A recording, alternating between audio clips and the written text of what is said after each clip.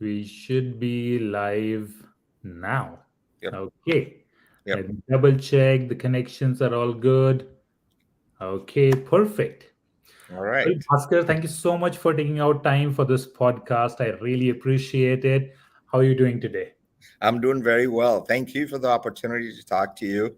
I've been looking forward to talking to you and sharing my journey. So I appreciate the opportunity and also happy to, answer any questions you may have for me. Awesome. So, Bhaskar, where are you dialing in the Bay Area, or in which part of the world are you in right now? Today I'm dialing in from the not so sunny Irvine, California, which Okay. is which is in Orange County. That's where our offices are in Southern California, and I'm joining you after a busy day of work. Okay, awesome. So, Bhaskar, let's start at a very high level with your introduction, right? Why don't Sure. you give us a quick glimpse of your journey? Where are you working right now, and how's been your professional journey so far? Where you started and where have you reached? Although I know a lot about you, but I would definitely like everyone to know about your journey. Yeah, for sure. So Aditya, I am currently VP of Interconnection and Development Engineering at Hanwha Qcells USA Corporation. It is part of a $188 billion conglomerate. Hanwha is a world-renowned company. Qcells is solely focused on renewable energy business, and as a result of that, we are very focused currently in solar and energy storage development. We're cautiously entering offshore wind business as well. I've been with QCell since March of 2021, so it's been over 2 years. I have a relatively small team of about 11 engineers that helps me manage a large portfolio of utility scale solar and storage projects. So that's my current role. I have been in the power industry for over 3 decades now, 32 years to be specific. I worked in three large utilities. I worked in Excel Energy up in Minneapolis right after I graduated and completed my master's. So I was in Excel for the entire 90s. And then I left the cold Minnesota climate and moved to sunny California. I worked in Pacific Gas and Electric Company in San Francisco for 6 years. And then I also worked in Southern California, Edison for 5 years.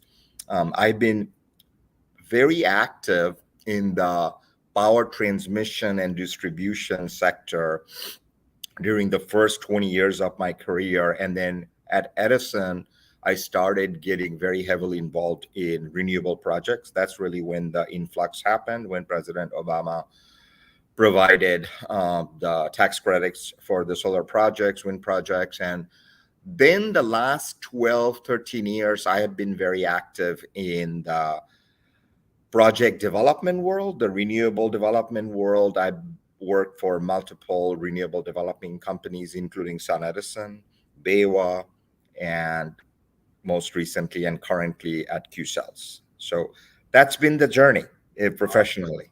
That's an amazing journey. 30 plus years. That's Yes, amazing. 3 decades. Okay. yes, and it's continuing. So Okay. So, Bhaskar, let's take a break from your professional career and step back, and okay. let's learn more about you as a person. So, why don't you tell us a little bit about where are you from and your journey from India to USA and how it looked 35 years back? Yes, yeah. It's a great question, and I pushed the rewind button and rewind 35 years ago. I was just a kid, who came to America sort of a little scared, little optimistic, and with lots of dreams. And I'm an electrical engineer by profession. I finished my bachelor's and came here for a master's. Iowa State University was my home for my 2 year master's program. And I chose Iowa State University because it was ranked fifth in the country for a power program. It was a very highly rated university, excellent school. So the journey began. And even today, people ask me, how did you come from Calcutta in India to Iowa? How does that work? Well, how did you choose that? Calcutta is a big city, and Ames, Iowa, where the university was, is 50,000 population. How did you handle your migration from a large metropolitan city to that? And I loved it, to be honest, Mhm. because it was just a great, clean campus town full of, promising students, excellent, international community. And some people talk about culture shock and all that. There was zero time for me to have any kind of culture shock because I was busy with my assignments and master's classes and coursework within like 2 weeks after I arrived. And there was no time for culture shock whatsoever. And the best part was there was a large Indian community of great students doing master's, PhD, some even postdoctoral in the college. And I consider myself fortunate that I was part of that great Indian community in Iowa. Who would have known that there's a large Indian community in Iowa State University? But I immediately, got to know all of them in the university, and pretty soon, my friend circles just sort of grew. And all in all, I just had a great, great tenure in Ames, Iowa, studying, having a little fun. We worked hard. The coursework was pretty intense. The research that I had to do as a research assistant, I was employed also by Iowa State University as a research assistant. That's where my scholarship came and my graduate assistantship came, which helped me pay for my tuition and my living. And I was a poor grad student at that point, but we managed to have fun. I would take time, go to New York in summer and see some friends. And so that was really the migration from India to America. And I would say that the only thing that probably was a little tough in the first year was adapting to the cold winter because I come from Yes. Calcutta, which is a very tropical, warm, Miami like weather, humid, hot. And then I came to Iowa where there's tons of snow. I really was struggling to drive in snow.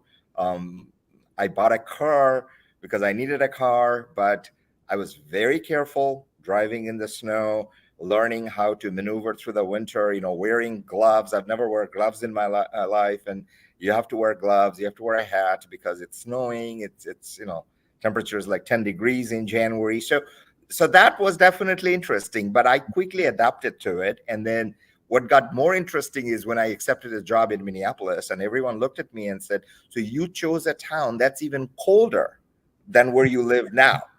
Minneapolis is extremely cold. And I said, Yep.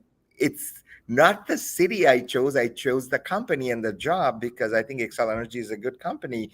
I think I made the right decision, but I moved to Minneapolis. And the first Halloween, I moved there in the summer of 1991. The first Halloween, it snowed 30 inches. Wow. I couldn't even see my car buried under the snow for a Mhm. week. And all my coworkers said, "Welcome to Minnesota." And I said, "This, I don't know. I'm second guessing my decision. Maybe I should have gone somewhere else, a little warmer." But nevertheless, it all worked out. It was great. You learn how to live in winter. You dress Mhm. appropriately. You stay indoors in the brutal winter months, and that is that. So So after starting your career, your school in Iowa, first job in Minnesota, which are like extremely cold places, right. are you comfortable with snow and winters now? I have a friend and my co-founder. He spent 20 years in Chicago and he just moved to LA, just because Chicago is super cold. How Yes. about you? Can you survive in any winters now? I can survive in any winters, not a problem. However, I avoid them at all costs. If I see a Okay. conference in Chicago or in Minneapolis in the winter, Mm. I find excuses not to go because Okay. I know what the weather will be. I was just in Chicago last month to speak at a conference, and it was still 39 degrees. And I said, I Mhm. don't miss this weather. In April, it's still 39 degrees and it's raining. So, I can live in the snow, I can live in the winter, but I chose California for a reason because I think California, where I Yep. live in San Francisco, we don't have snow. And Yep. I don't miss those days. So That means you still love summer, right? yes, I Much love much summer. more than I, winter. I, I think so. I think so.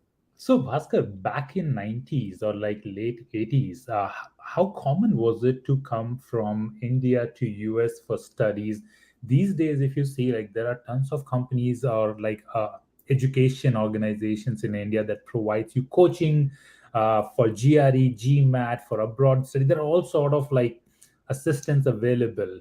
What Right. was it back 30 years back?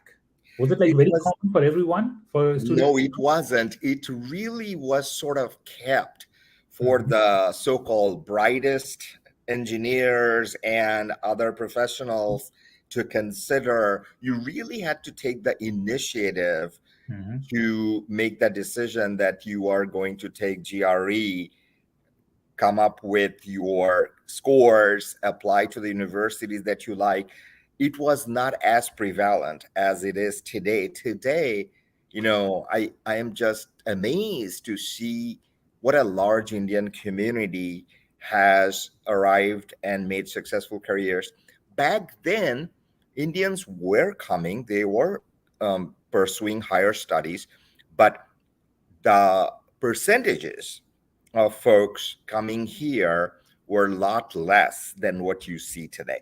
It wasn't that easy for folks to get the admission, the scholarships, the assistantships, so that you can support yourself, adapt to the cost of living, especially if you're going to the bigger cities. Luckily for me, Iowa State University was very reasonably, priced when it comes to tuition and stuff. So that made things a little bit easier. But 30 years ago, you didn't see such mass migration into America as you see today.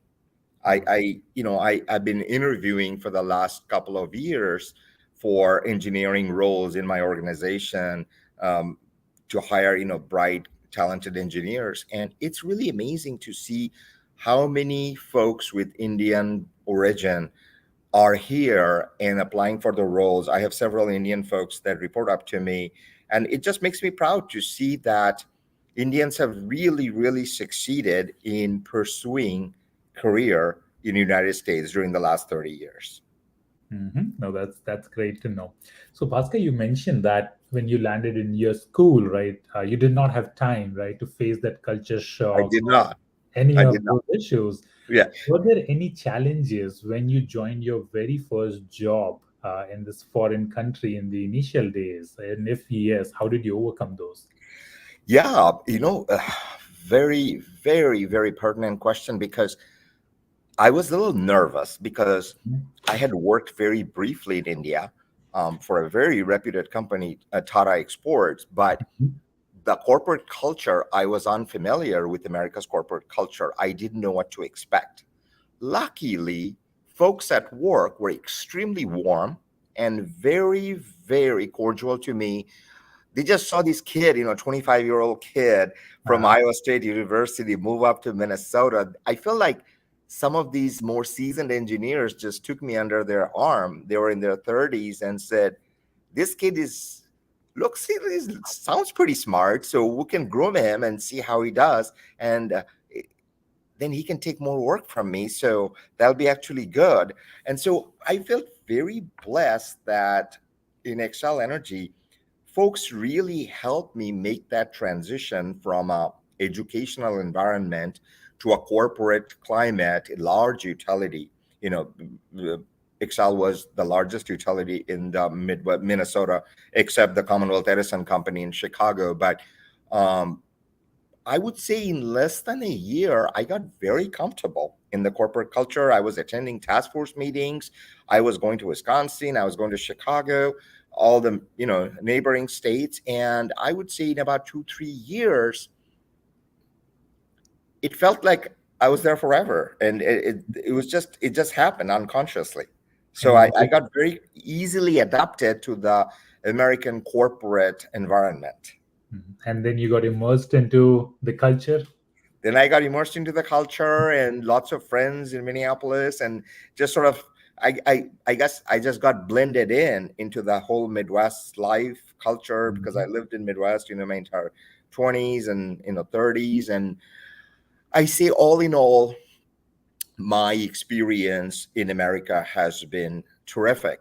Um, I'm also the kind of person that makes friends with anyone and everyone, in a sense that if there is a connection, uh, whether race X or race Y, or you know uh, gender, anything, I'm friends. So that also helped me to some extent, because I had friends from everywhere. I mean, I had friends from Greece, I had friends from Germany, I had friends from, of course, US, I had friends from Africa, I had friends from India. So that was also nice for me to have that amazing exposure to so many different cultures and learn more about them. So that was very good, I thought. And of course, in Minneapolis, I really learned a lot about Midwest culture. Mhm. And People in Midwest are very down to earth, very, very nice and warm to you. So uh, the work ethics in Midwest is very good. That rubbed off on me. My work ethics, I believe, was shaped by Midwest culture. Mhm. Bhaskar, you mentioned about that you made a lot of friends, and that really helped you. These days, when I look around, one of the biggest challenge probably for people of my generation and like kids who are in 20s is to make real friends, like not on Yes. Facebook or Instagram friends, right? But like Yes. real to reach to approach someone because and we can all imagine that we spend most of our times on like laptop and virtual world. If you have to give a few tips to someone on how to make friends, right, to increase their network, not just professionally, but even outside work, Right. what tips would you give, or what qualities do you see in yourself that help you become friends with other easily?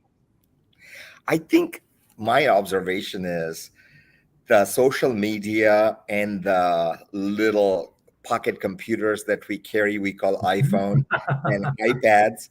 If we can detach ourselves for a little while, I know it's hard. Um, I have a bad habit of looking at my screen continuously, which is not good.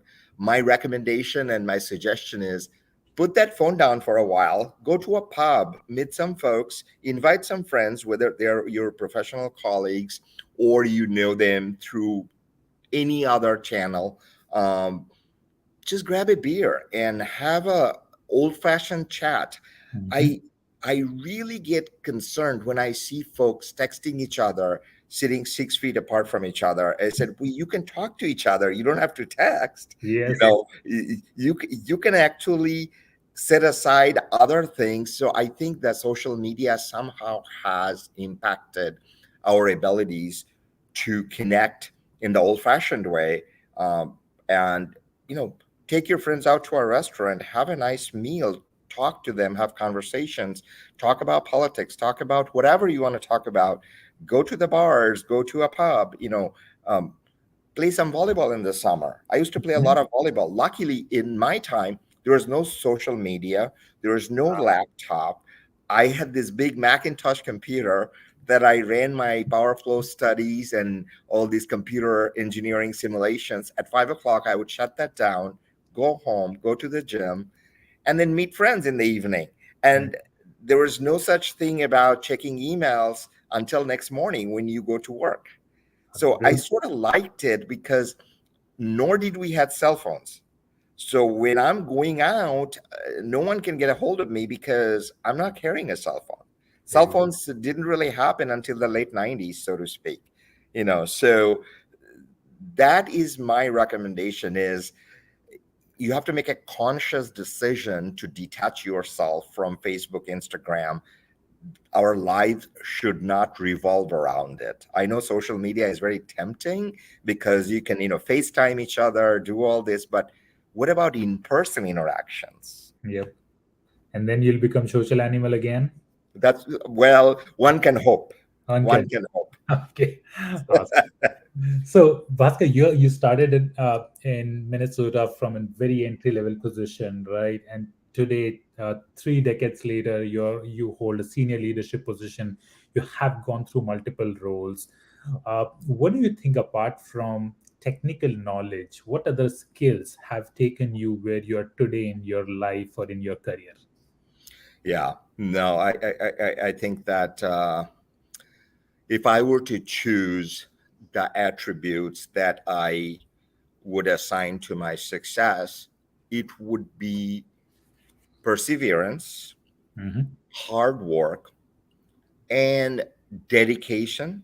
Um, I definitely pay a lot of attention to details. I think maybe it's the engineer and the analytical person that I am makes me look at details. But I would say that at a very young age, my father told me that there is really no substitution for hard work. You really have to work very hard to accomplish the success. There's no shortcut. There is no, detour. There's no path like that.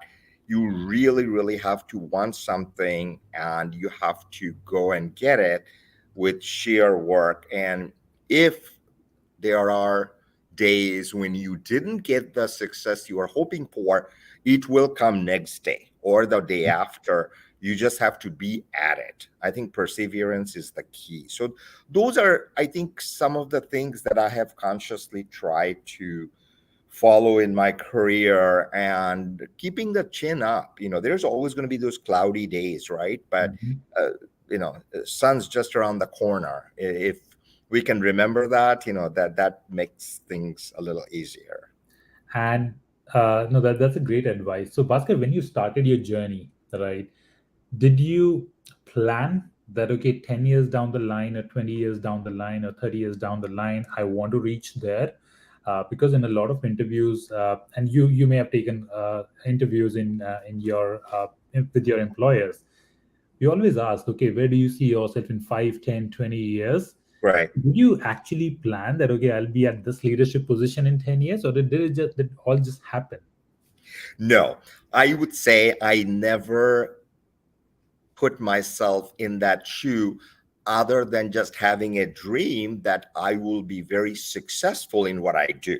Hmm. And I had always thought that if I went to college and had all these intense sleepless nights studying these big electrical engineering books, I better use it in my profession. I've seen my friends, they've gone to engineering school, but the work they do now has absolutely nothing to do with engineering.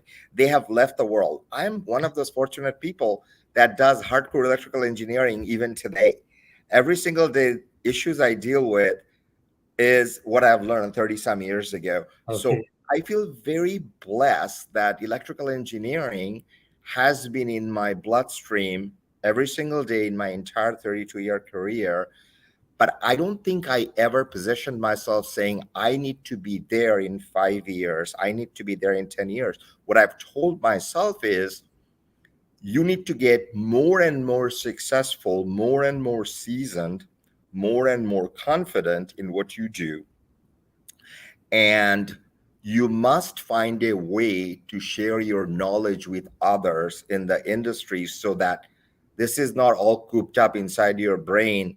Make sure that the knowledge sharing is happening where folks are able to learn a little bit from you. Well, of course, in the first 5 years, I was not in a position to teach others other than learning from my senior folks.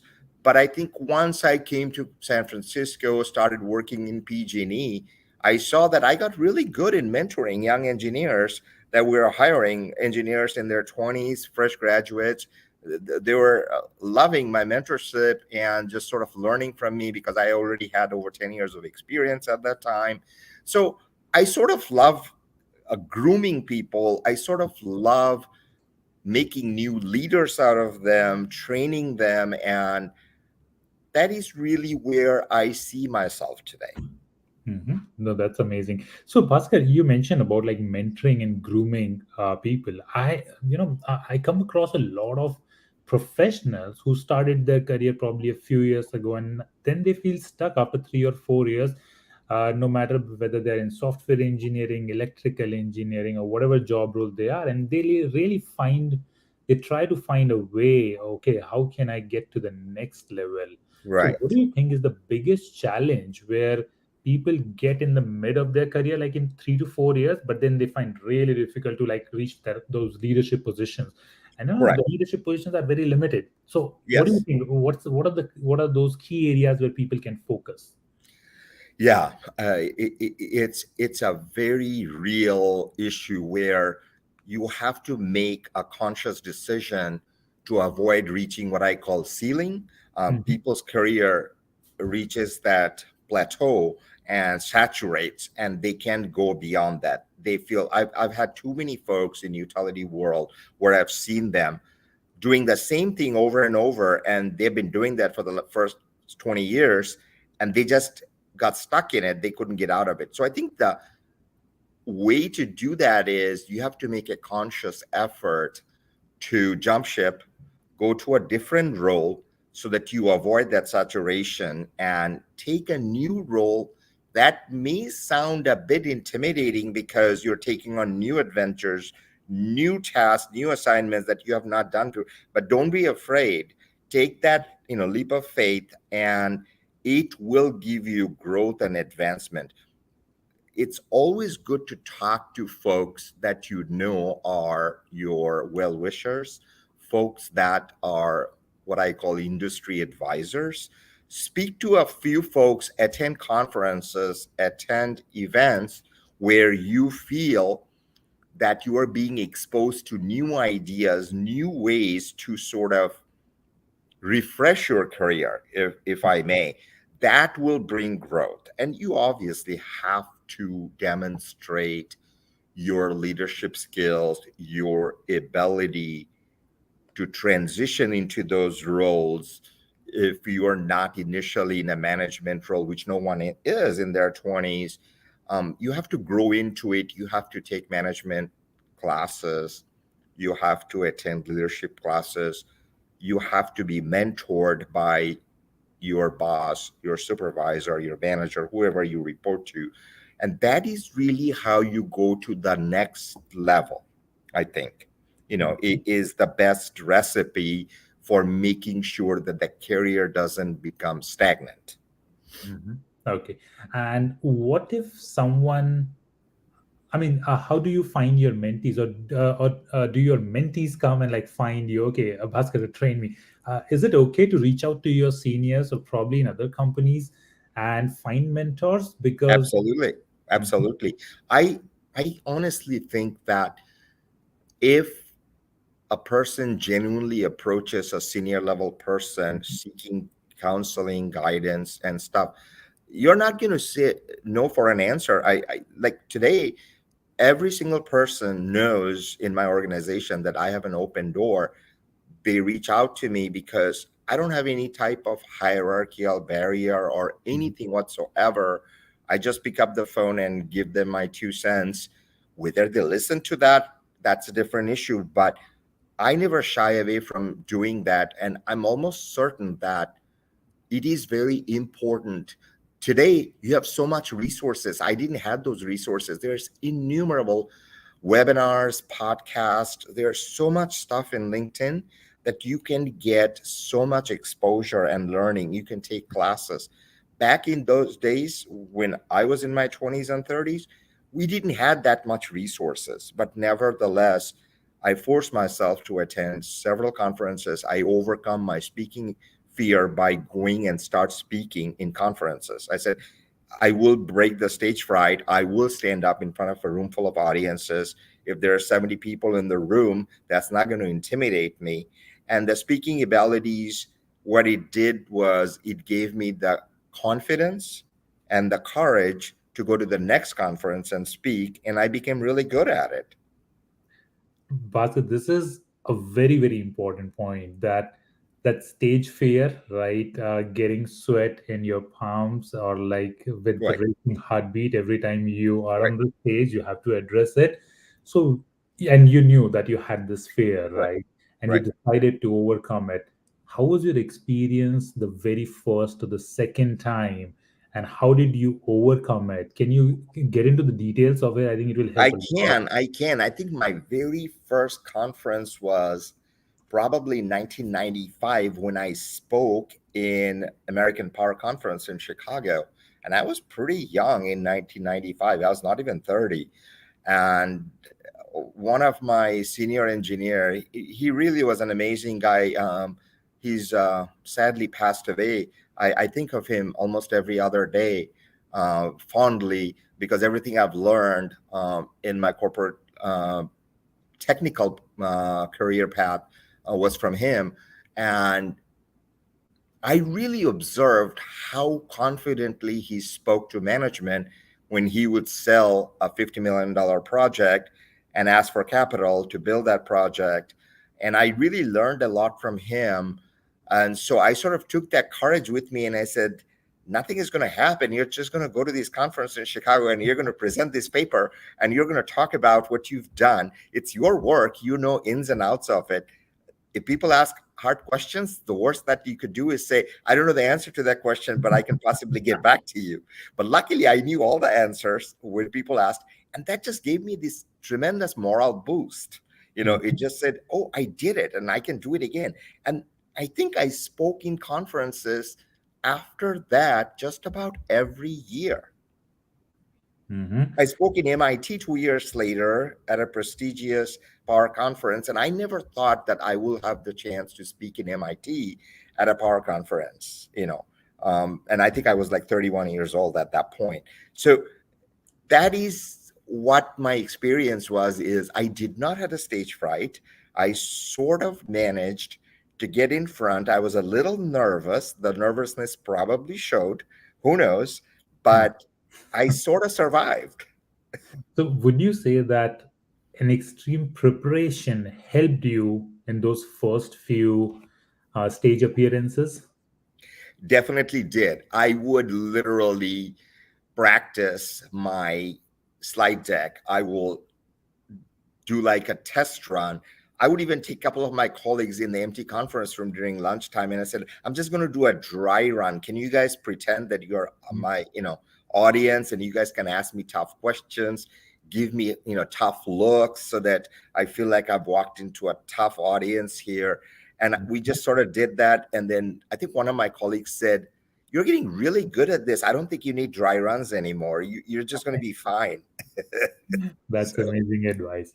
Okay, so Bhaskar, when you have a very successful career for over the years, you mentioned that it was a very fulfilling career for you.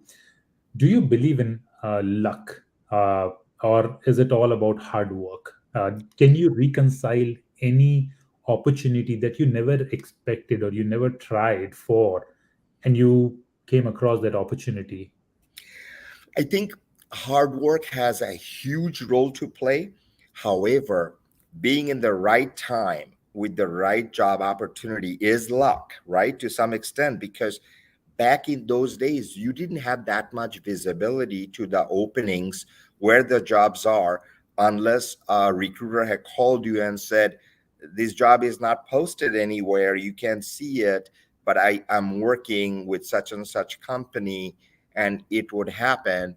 I think that there are definitely times when I consider myself very lucky. The job I took in Southern California, Edison, landed when I least expected it to be. And it's a role that I thought was going to be very good for my career to take on as a subject matter expert of power transmission in Edison. And I didn't really see that role coming for me. And when the role came in and they said that it's in power procurement department, they're looking for an in-house subject matter expert. You have a great background. I sort of reluctantly interviewed and I said, I don't know if I want to live in LA. Mhm. It's in Los Angeles. I am a San Francisco resident, but I just somehow figured that I'm going to take that job. I'm just going to go for it and take that job and we'll see what happens. And today I consider myself very lucky that I went to work for Southern California Edison. They're based in the suburbs of LA. And it really changed my life.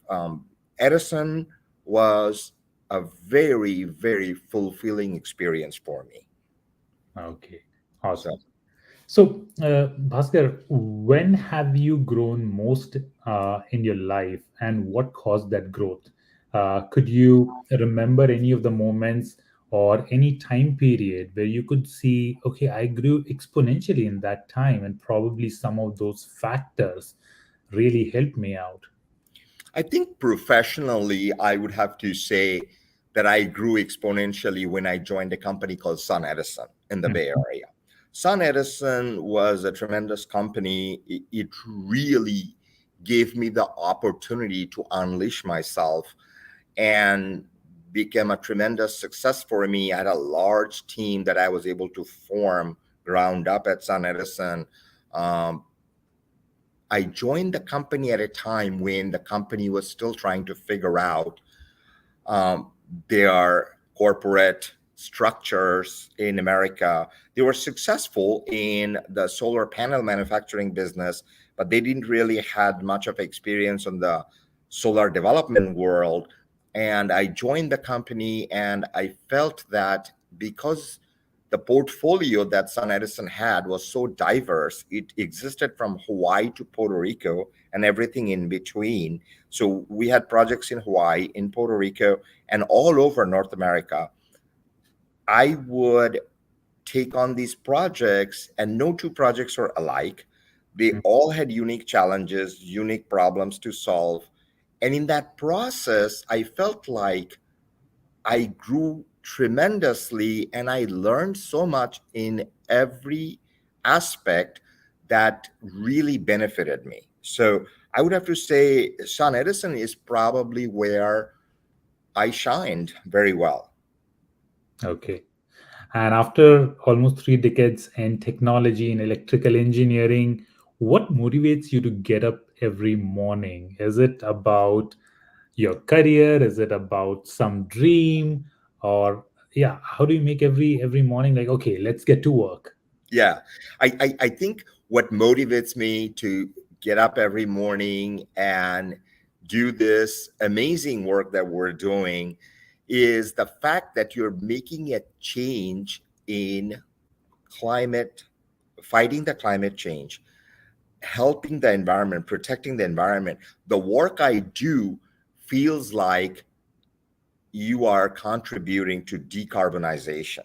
Hmm. The work you are doing, every single solar project or energy storage project that you put on the grid is helping us protect the climate. We all know that climate change is very real. Things are happening at an exponential pace, right? Bizarre weathers, right? I'm speaking to you right now, sitting outside. It's barely 60 degrees in California. I've never seen weather like this before. Southern California usually is straight up in the 80 degrees temperature. Climate change is very real. Unpredictable weather conditions. I haven't seen the sun all day today. So I think I feel that the renewable energy industry is so exciting right now. Waking up in the morning and doing what you can in your capacity does make a difference in the environment, and the young generations and the upcoming generations will hopefully benefit a tiny bit from the work that I'm doing to keep this planet a cleaner and a safer environment. That's really the motivating factor. It's not money that motivates me. Money is good. It's nice to have, but that really doesn't drive the you know desire for me to do the work I do. I feel like the recent Inflation Reduction Act that President Biden has passed is tremendous. It's a landmark law that's been paved the path for clean energy development. It accelerated the growth of clean energy. We should take full advantage of the IRA and do everything humanly possible as a clean energy developer to save our environment. Hmm. That's really where I am today. So, Bhaskar, in your experience, have you seen motivation changing over the period of time in your career, or were you motivated for the same reason, say, 20 years back? No, I think the motivations have definitely changed because in utilities, you could get very comfortable. In utilities, your work is very stable. You can work in the utility from start to finish. I had coworkers that basically started in their 20s and they retired there in their late 50s or early 60s. You can have an entire career. You get very comfortable. Motivations were different for me at every step of the way. What motivated me in my 20s or 30s were different, very different than what motivates me in my 40s and 50s, because the world has changed so much, the technology has changed so much, the focus has changed so much. The power grid that I dealt with 30 years ago is being used today for very different reasons. We did not have 30 years ago this amount of wind and solar power Mm-hmm. operating on the grid. So you're looking at the grid in a very different way and figuring out how to use the same grid with some enhancements, of course, but the grid usage has changed so dramatically that it's sort of exciting to figure out how to reinvent the wheel, so to speak, and make this grid operate. The grid that was built in the 60s and the 70s is now being used to generate a ton more clean energy than you had. I mean, when Mm-hmm. is the last time you've seen anyone building a coal power plant? No one is building a new coal power plant, right? Yep. So Okay. And are you an avid reader? I used to be an avid reader, but now I probably listen to more things, watch more things than reading. I read some recently. I read some biographies. You know, President Obama's biography is terrific. Mhm. I read that, and I also read Hillary Clinton's biography. There was much to learn from her. She's amazing in terms of the things she dealt with as a woman and how she had overcome it. I thought it was very inspirational. I would read her book every morning when I was going to work, and then I would read every evening when I'm going back home from work. And I think the biographies are definitely very good. But these days, I would say I'm probably a bigger watcher than a reader because I Mhm. don't have much time unless I put in audiobooks in me. Maybe that then that'll work. There's Yeah. another change. Have you heard about Blinkist? I have not. So Blinkist, I'm not, I mean, I find it really difficult to go through this thick books, Right, right? And right. probably spend 30 days reading a book. So there is an app called Blinkist, which I personally very like. Okay. You get the summary of a book in like about 15 minutes, all bullet Really? points, and they have a very nice audio translation to it. So in 15 minutes, you can hear the book, get every important things highlight. A lot of people argue that reading a book that gives you a totally different perspective because you totally get immersed into it, which is much better than this. But for someone like me, who cannot go through books without any pictures or pages without any pictures, I think that app is a good one. Okay, I will definitely have to download that thing and remember doing that. For sure. So, Bhaskar, the last section that I want to cover is Sure. related to hiring. Okay. So, hiring, I've seen it challenging for recruiters and hiring managers, literally for companies that are not consumer faced. For example, Amazon, Google, Facebook, they're like consumer brands, right? So, everyone knows about it, pretty easy to attract talent for it. But for companies probably that are startups based in Midwest, right? Not very fancy companies, right? Not Sure. doing like very Sure. public work. uh, how have you seen attracting talent for job positions that doesn't seem very lucrative from outside? Right. Right.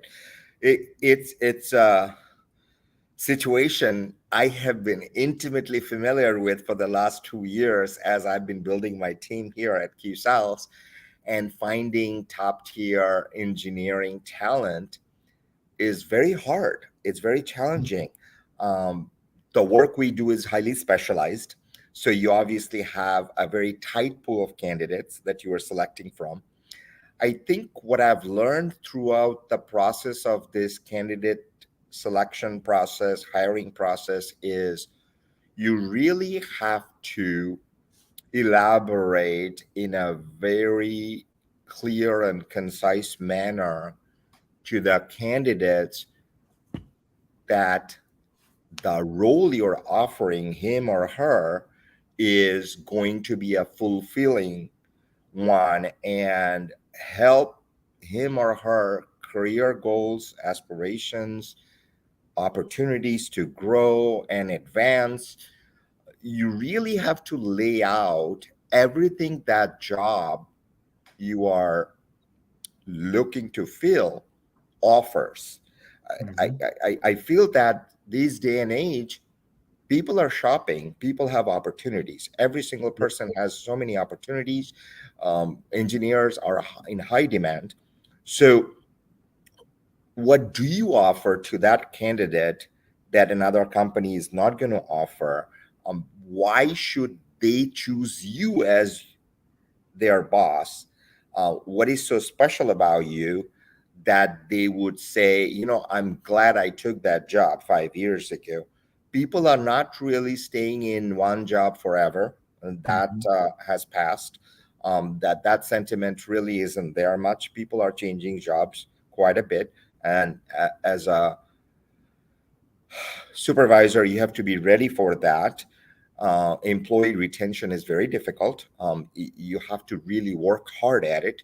Um, in the new world, where there is a paradigm shift on the employment opportunities, which is so prevalent, you really have to find out how you can make the employee grow and provide them with all the tools and training that will make them successful. So that's really what I have learned during the last 2 years. So, in your career, you have worked with multiple companies, right? So, every time when you applied for a job position, Yes. did you focus on the entire job description? Did that really matter to you? It did.